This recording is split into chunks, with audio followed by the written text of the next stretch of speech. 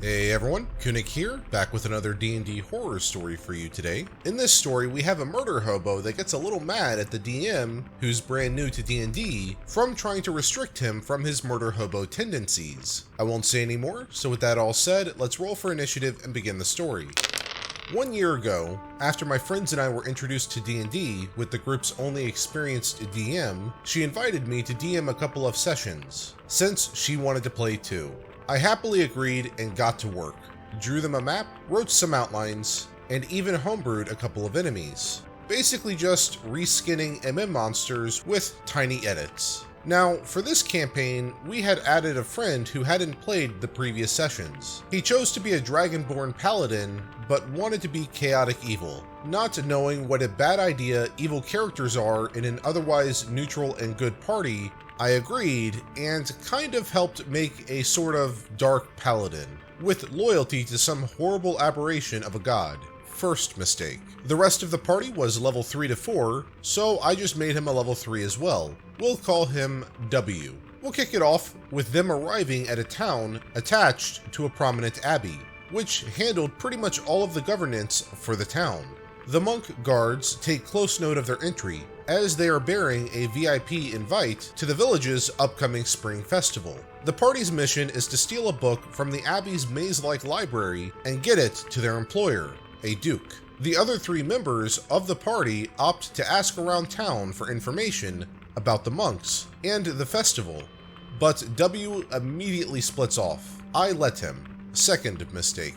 W walks right up to the monks at the town chapel and starts asking about the library and their most valuable books, then follows it up by asking to join their religion. They're obviously sketched out and don't let him. At this point, I can see he's getting frustrated with me. He then decides he needs a safe house of sorts, and that the inn will not do. So, W decides to break into a house and murder whoever is living there. I try to dissuade him by describing a lovely couple talking about their grandnephew over tea, but he persists, and again, I guess I let him kill them, figuring it's better if he faces consequences than shutting him down. Third mistake. A few in-game hours later, the murder is noticed and the guards are on high alert. Suspicion obviously falls on the newcomers to town and W is confronted by 4 guards. Instead of talking, he tries to take the 4 of them on while the rest of the party is elsewhere. He uses his breath weapon, which does a fair amount of damage, but the guards manage to seize him anyways. The other players are a little irked now,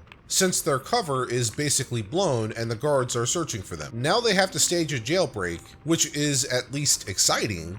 W is sulking and huffing and puffing as the party is playing while he's jailed. He's getting snappy with me and the other players. The session ends as the rest of the party successfully breaks into the monastery to free him and we run out of time. It's pretty clear right then that nobody liked the session that much and I'm bummed out. Afterwards, W confronts me. I tell him I can't simply let random killings go without consequence, and he says, "Fine," but accuses me of making the guards too tough. I tell him they were straight from the monster manual and that generally a 4v1 goes poorly. He's still insisting I should have let him mow down some weak butt town guards. He was breathing thunder. How could that not kill them all? To which I told him, look, if a level 3 rando could just walk into a town and mow down guards, there wouldn't be much of a point of having guards at all. This isn't about you living out a power fantasy. Besides, you can't be out there causing mayhem while the rest of the party is trying to engage with the story.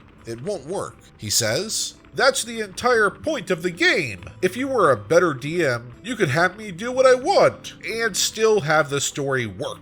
At this point, I say, yeah, I guess I'm new, and walk away. I have to give it to him. I was a bad DM.